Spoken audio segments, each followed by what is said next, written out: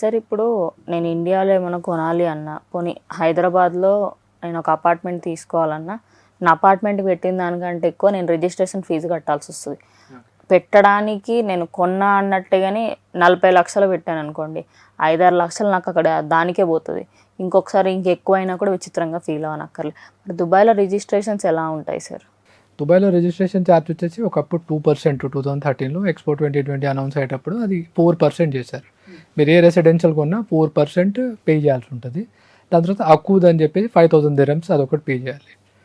అకూద్ అంటే title deed మీకు ఇచ్చినట్టు అది. ఈ రెండింటికి మీరు పే చేయాలండి. 4% ప్లస్ 5,000 దిరమ్స్ అంటే నథింగ్ బట్ ఎంత అండి, అరౌండ్ 1,00,000 చేంజ్ ఉంటుంది అంతే. సో ఈ రెండు పే చేయాలి. మీకు ట్యాక్స్ బెనిఫిట్స్ కూడా ఉంటాయి, అంటే వేరే ట్యాక్స్లు కూడా ఏమి ఉండవు, ఓన్లీ రిజిస్ట్రేషన్ చేయాలి. కమర్షియల్ కొంటే కనుక వ్యాట్ 5% పే చేయాలి. రెసిడెన్షియల్గా అయితే మీరు ఓన్లీ 4% పే చేస్తే, అదే రిజిస్ట్రేషన్ ఛార్జెస్ పే చేస్తే సరిపోతుంది. ఇంకేం అవసరం ఉండదు.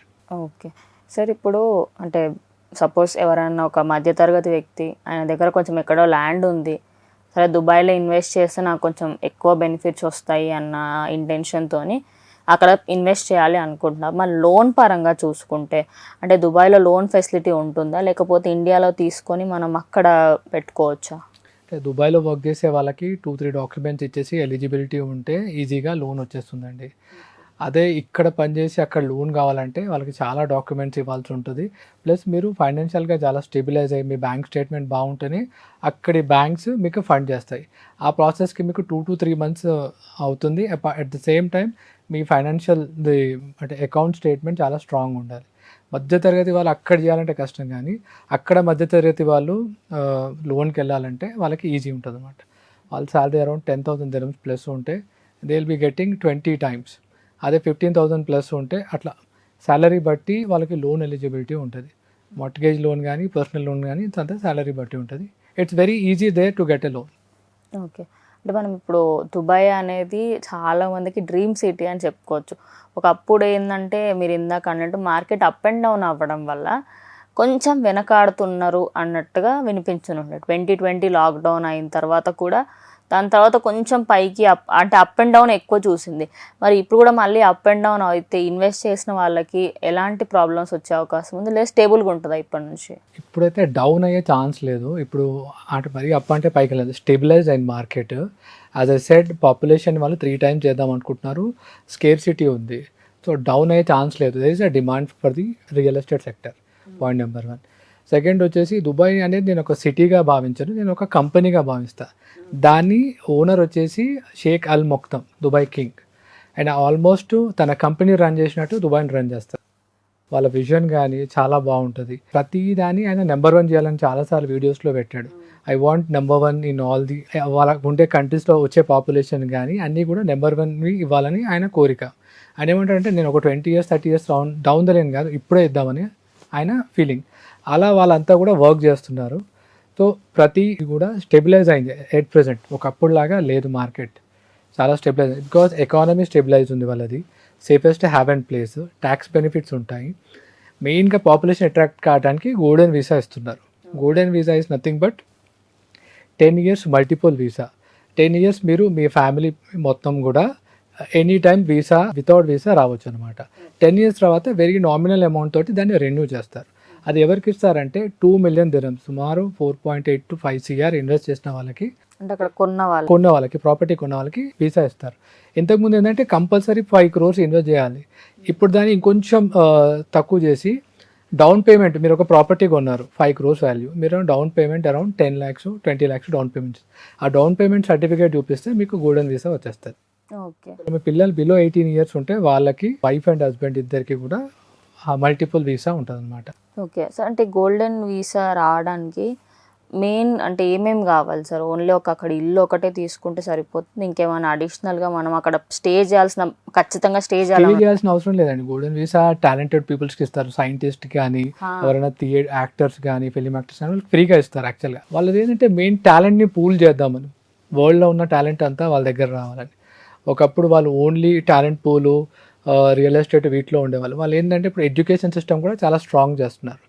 They are trying to get Harvard, Stanford to Dubai. ఇప్పటివరకు హార్వర్డ్ అనేది వేరే ఎక్కడా లేదు. అట్లాంటి స్కూల్ కాలేజెస్ని కూడా వాళ్ళు దుబాయ్కి రావడానికి ట్రై చేస్తున్నారు. I'm 100% sure they will succeed. Because their vision is like that. And stabilize ఉంది, మార్కెట్ చాలా, ఎకానమీ చాలా గ్రో అవుతుంది. Hotel industry, hospitality industry, tourism industry, real estate ఇవన్నీ కూడా చాలా బాగా ఉన్నాయి. అండ్ అందరూ దుబాయ్ అంటే ఆయిల్ అని అనుకుంటారు, అది ఓన్లీ 1% జీడిపియే, అంతే, ఓన్లీ 1%. 99% కూడా డిఫరెంట్ సెక్టర్స్లో వాళ్ళు అగ్రెసివ్గా మార్కెట్ చేస్తున్నారు. దుబాయ్లో యాక్చువల్గా ఆయిల్ లేదు. అబుదాబీలో, సౌదీలో, వేరే వాటిలో ఉంది, కానీ దుబాయ్లో మటుకు ఆయిల్ చాలా తక్కువ యూస్, అంటే వాళ్ళకు వచ్చే ఉత్పత్తి చాలా తక్కువ. వాళ్ళంతా కూడా టూరిజం, హాస్పిటాలిటీ ప్లస్ ఏవియేషన్ వీటి మీద డిపెండ్ అయి ఉంటుంది. అండ్ నేను మీకు చెప్తున్నాను స్టెబిలైజ్ ఎందుకు అవుతుంది అంటే, ఇప్పుడు దుబాయ్లో మ్యాక్సిమం టూరిస్ట్ అంతా కూడా, ఒకప్పుడు లండన్ హిత్రో ఎయిర్పోర్ట్ అన్నిటికంటే వరల్డ్లో ఎక్కువ ఫుట్ఫాల్ ఉండేది ఉంది. దాన్ని దుబాయ్ ఎప్పుడో 2015లో ఓవర్టేక్ చేసింది. దాన్ని ఇంకా కన్సిస్టెంట్గా రన్ చేస్తుంది అనమాట. సో ఇప్పుడు డౌన్ అయ్యే ఛాన్సెస్ అయితే లేదు. 2022 తర్వాత ప్రాపర్టీ వాల్యూ 17% to 22% ఇంక్రీజ్ అయింది. కానీ ఇప్పుడు అది అరౌండ్ 7 to 8% ఉంది. అది over period of time 4 to 5 years అలాగే ఉండి, మళ్ళీ ఇంకేమైనా డెవలప్మెంట్స్ వస్తే కనుక అది 8 to 10% అలా పోతుంది అనమాట. ఇన్ఫ్యాక్ట్ హైదరాబాద్లో కూడా కరోనా తర్వాత ప్రాపర్టీ ప్రైస్ ఎక్కడికో వెళ్ళినాయి. దానికి చాలా తక్కువ. దాని తర్వాత ఇప్పుడు కొంచెం ఆగిపోయింది. మన దగ్గర అపార్ట్మెంట్స్ చాలా ఎక్కువ ఉన్నాయి. అక్కడేమో స్కేర్ సిటీ ఉంది. డెఫినెట్గా డెవలప్మెంట్ బాగుంటుంది.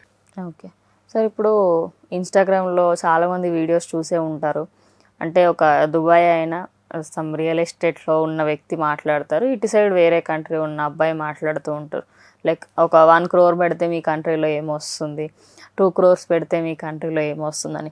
ఆ వీడియోస్ చూసిన ప్రతిసారి దుబాయ్ వాళ్ళు ఎవరైతే ఉంటారో 1 crore పెడితే అంటే చిన్న ఏదో ఇల్లు వస్తుందని పక్క కంట్రీ వాడు అంటే, వీడు మాత్రం ఏమంటాడంటే అక్కడ ఎంత అంటే అంత, నీకు ఒక విల్లా వచ్చేస్తుంది, నీకు ఒక అపార్ట్మెంట్ వచ్చేస్తుంది పెద్దది అని చెప్తారు. నిజంగానే 1 crore మనకు ఒక మంచి హౌస్ అయితే వస్తుంది అసలు 1 crore to 5 crores పెడితే? అక్కడ 1 crore ఆ విల్లా అయితే రాదండి. ఎంత దూరం వెళ్ళినా కూడా ఫ్లాట్ అయితే వస్తుంది, అపార్ట్మెంట్ వస్తుంది. కొంచెం దూరం వెళ్ళాలి, జబల్ అలీ అటు సైడ్ వెళ్తే కనుక మీకు ఫ్లాట్ వస్తుంది. అంటే మీకు 5 crores పెడితే మన దగ్గర మంచి ఏరియాలో అంటే బంజారాస్లో కష్టం, కానీ అక్కడ 5 to 10 crores పెడితే కనుక మీకు ఇన్ఫ్యాక్ట్ బుర్జ్ ఖలీఫాలో కూడా మీకు ఈజీగా ఫ్లాట్ వస్తుంది. బుర్జ్ ఖలీఫాలో మెయిన్ ఛాలెంజ్ ఏంటంటే maintenance charge almost 80 dirhams per square feet ఉంటుంది. ఆల్మోస్ట్ అక్కడే పోతుంది, 7,000s అక్కడే పోతుంది. సో కాబట్టి అందరూ బుర్జ్ ఖలీఫా కన్నా దాని చుట్టుపక్కల వేరే ఎంఆర్ ఉంటాయి, అడ్రస్ ఆ బిల్డింగ్లలో తీసుకుంటారు. అయినా బుర్జ్ ఖలీఫా చూడడానికి వెళ్తారు, కానీ బుర్జ్ ఖలీఫాలో ఉండడానికి ఎవరు అనుకోడు సార్. ఒకప్పుడు అది చాలా క్లిక్ అయ్యేదండి, బుర్జ్ ఖలీఫాలో ఉండే అంటే పెద్ద స్టేటస్. కానీ ఇప్పుడు అది మెయింటెనెన్స్ వల్ల కొంచెం అంటే ఆ చార్జెస్ అఫోర్డ్ చేయలేక దాని చుట్టుపక్కల తీసుకొని దాన్ని చూసి ఎంజాయ్ చేస్తున్నారు.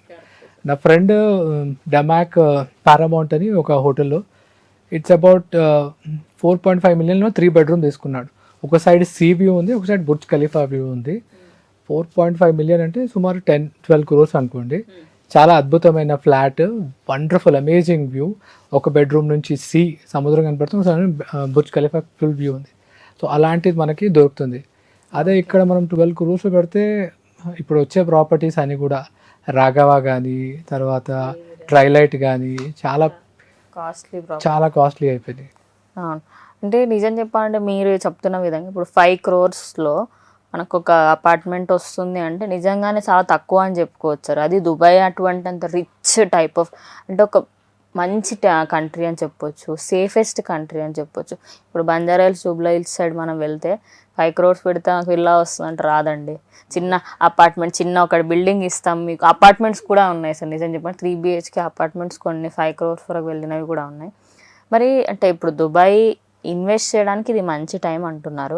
మరి అక్కడ బ్రోకరైజేషన్ చేయాలి అనుకున్నవారు ఇక్కడ నుంచి అక్కడికి వెళ్ళి, ఇంక ఇక్కడ మాకు జాబ్స్ దొరకట్లేవు, అక్కడ మాకు బ్రోకరైజేషన్లో మేము రియల్ ఎస్టేట్లో ముందుకు వెళ్ళాలనుకుంటున్నాం, ట్రైనింగ్ పరంగా మాకు ఏమన్నా ఫెసిలిటీస్ ఉంటాయా, మాకు అక్కడ నేర్పించే వాళ్ళు ఉంటారా అని చెప్పేసి అడిగే వాళ్ళకి ఎలాంటి సమాధానం ఇస్తారు? అంటే మోస్ట్లీ మీరు దుబాయ్ వెళ్ళాలనుకుంటే ఒక 2 months విజిట్ వీసా తీసుకొని వెళ్ళాలి.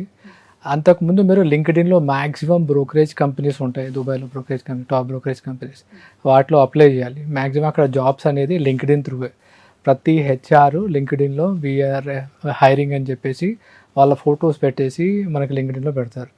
బ్రోకరేజ్ ఫర్మ్స్ ఇన్ దుబాయ్ కొడితే ఒక నార్మల్గా మనం ఒక బిల్డింగ్లో వెళ్తే ఇక్కడ IT కంపెనీస్ ఉంటాయి, అక్కడ ఒక బిల్డింగ్లో వెళ్తే ఒక 30-40 బ్రోకరేజ్ ఫర్మ్స్ ఉంటాయి. మన దగ్గర ఐటీ ఎలా గ్రో అయిందో అక్కడ వాళ్ళకి బ్రోకరేజ్ ఫ్రమ్ రియల్ ఎస్టేట్ అట్లా ఉంటుంది అనమాట. ఓకే. సో చాలా డిమాండ్ ఉంటుంది. ఫైనెస్ట్ టాలెంటెడ్ పీపుల్కి చాలా డిమాండ్ ఉంది. కమ్యూనికేషన్ కూడా ఇంగ్లీష్ రావాల్సిన అవసరం లేదు. మ్యాక్సిమం అక్కడ హిందీతో వర్కౌట్ అవుతుంది. ఇంగ్లీష్ కొంచెం వచ్చినా సరిపోతుంది. మీలో కాన్ఫిడెన్స్ ఉండాలి. అక్కడికి వెళ్ళి నేను 6 నెలలు అయినా ఏం లేకపోయినా సస్టైన్ అయ్యి ఒక బ్రోకరేజ్ ఫామ్లో ఒక డీల్ చేయగలన్న సత్తా ఉందనుకోండి, మీరు ఇక్కడ నుంచి అప్లై చేసి అక్కడ 2 మంత్స్కి వెళ్ళినప్పుడు అక్కడ మ్యాక్సిమం పర్ డే ఒక 3 to 4 ఇంటర్వ్యూస్ ఇచ్చారనుకోండి, బెస్ట్ బ్రోకరేజ్ కంపెనీలో మీకు ఆఫర్ ఇస్తారు. ఓకే. ఇనీషియల్గా శాలరీ ఏముండదు, కానీ యాజ్ అ బ్రోకర్ మీరు ఉండొచ్చు. మీరు ఒక డీల్ క్రాక్ చేసినా you can sustain for another 6 months. ఒక 1 year మీరు ఒక బ్రోకరేజ్ ఫామ్లో చేసి మీకు వచ్చిన నెట్వర్క్ తోటి మీరు ఏ డెవలపర్ ఆఫీస్కి వెళ్ళినా కూడా you will get a very good job. Your salary will not be less than 10,000 dirhams. ఇప్పుడు శోభా డెవలపర్స్ తీసుకుంటే కనుక మంచి ప్యాకేజ్ ఉంటుంది అనమాట. అందులో రావాలంటే మీరు కనీసం బ్రోకరేజ్ ఫామ్లో 4 నుంచి 5 సేల్ చేస్తే కనుక they will take you. Best ఏంటంటే వాళ్ళు మీకు కాన్ఫిడెన్స్ చూస్తారు, మీరు ఏదైనా ట్రాక్ రికార్డ్ చూస్తారు. ఈ 2 ఉంటే కనుక definitely you can do wonders there. ఒకప్పుడు చాలా తక్కువ మంది తెలుగు వాళ్ళు ఉండేవాళ్ళు అక్కడ యాజ్ ఏ బ్రోకర్స్ కానీ డెవలపర్ దగ్గర వర్క్ చేసి. ఇప్పుడు పర్సంటేజ్ పెరిగింది. సో వాళ్ళు కూడా మనకి హెల్ప్ చేస్తారు. ఇప్పుడు మీరు డెవలపర్ దగ్గర ఉన్నారనుకోండి, మీకు బ్రోకర్స్ అంతా తెలిస్తే మీరు ఈజీగా డీల్స్ క్రాక్ చేయొచ్చు. అది కూడా కరెక్ట్. అంటే మన కాంటాక్ట్స్ ఎంత వాస్ట్గా ఉంటే మనం అంతే అన్ని డీల్స్ చేయొచ్చు కదా. నెట్వర్క్ ఈజ్ నెట్వర్త్ అన్నట్టు దుబాయ్కి అది యాక్చువల్గా యాప్ట్గా అప్లై అవుతుంది. Okay sir. అంటే ఇప్పుడు దుబాయ్ అలాగే మనం కెసినోని చాలా మంది కంపేర్ చేస్తున్నారు. వై దుబాయ్ కెసినో సైడ్ వెళ్తాము, అక్కడ అంటే రసల్ ఖైమాలో కసినో వస్తుందండి, వరల్డ్ కసినో వస్తుంది. డెఫినెట్గా అక్కడ ప్రైసెస్ బాగా ఇంక్రీజ్ అయ్యాయి. యాక్చువల్గా అది రాకముందే ఇప్పుడే ప్రైసెస్ చాలా ఇంక్రీజ్ చేశారు. సో దుబాయ్ అంటే ఎవర్ గ్రీన్, అక్కడ కసినో వచ్చినా ఏది రాకపోయినా మార్కెట్ నడుస్తూనే ఉంటుంది అనమాట. రసల్ ఖైమా ఒకప్పుడు ఒక 3 to 4 years బ్యాక్ ఎప్పుడైతే అనౌన్స్ చేశారో ఆ టైంలో ప్రైసెస్ ఓకే. ఇప్పుడు వాళ్ళు కట్టకముందే కసినో రాకముందే ఆ ప్రైసెస్ ఆ రేంజ్కి వెళ్ళిపోయినాయి అనమాట. అంటే ఇంకా బడ్జెట్ ఓవర్గా వెళ్ళిపోవడం జరిగిందా సార్? అంటే క్యాపిటల్ అప్రిషియేషన్ అనేది చాలా తక్కువ ఉంటుంది. మీకు ROI అనేది ఓవరాల్గా 7 to 8% వస్తుంది ఎక్కడ పోయినా. కానీ క్యాపిటల్ అప్రిషియేషన్ అనేది అంతగా ఉండదు. వేరే దుబాయ్లో మటుకు క్యాపిటల్ అప్రిషియేషన్ బెటర్ ఉంటుంది. అంటే 2022 ఆఫ్టర్ కరోనా క్యాపిటల్ అప్రిషియేషన్ చాలా చోట 30%, 40% దాకా వెళ్ళింది. ఇప్పుడు కొంచెం తగ్గింది, మన దగ్గర కూడా అయింది, ఇప్పుడు కొంచెం తగ్గింది. బట్ అది స్టెబిలైజ్ అయ్యి అరౌండ్ మీకు 10 to 20% అనే క్యాపిటల్ అప్రిషియేషన్, 7 to 8% అనే రిటర్న్ ఆన్ యువర్ ఇన్వెస్ట్మెంట్. ₹1,00,000 పెడితే 7 lakhs to 8 lakhs per annum మీకు రిటర్న్స్ వస్తాయి. అది 1,20,00,000 నుంచి 1,30,35 లక్షలు అయ్యే ఛాన్సెస్ ఎవ్రీ ఇయర్ అలా ఉంటుంది అనమాట.